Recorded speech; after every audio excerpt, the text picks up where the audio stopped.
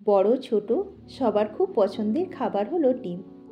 ভাত হোক বা রুটি, তার সাথে যদি এরকম একটা ডিমের কারি থাকে তাহলে কেমন হয়? নমস্কার, আমি সুজাতার রান্নাঘরে সবাইকে জানাই স্বাগতম। এর জন্য আমি 7টা ডিম আগে থেকে সেদ্ধ করে নিয়েছি। তারপরে তেল গরম করে কড়াতে নুন ও হলুদ দিয়ে ডিমগুলোকে একটু লাল লাল করে ভেজে নেব। ডিমগুলো আমার ভাজা হয়ে গেছে, এবার কড়া থেকে আমি তুলে নেব। কড়াইতে তেল গরম হয়ে গেলে ওই তেলের মধ্যেই দিয়ে দেব একটা তেজপাতা ও একটা এলাচ, কুচনো রসুন ও কুচনো পেঁয়াজ। কুচনো পেঁয়াজটা একটু ভাজা হয়ে গেলে ওতেই দিয়ে দেব বেটে রাখা আর একটা পেঁয়াজ।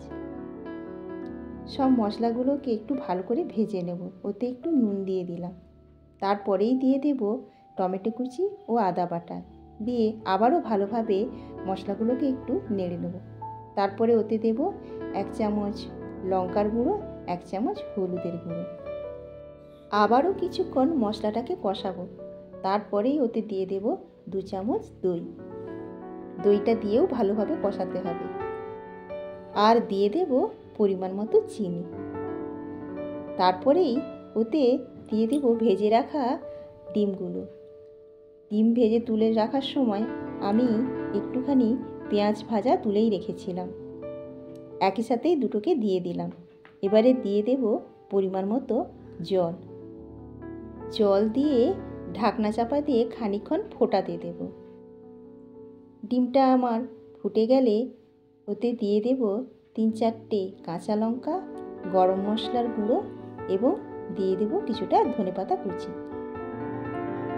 এবারে কিছুটা ফুটতে দেওয়ার পরে ঢাকা দিয়ে দেব।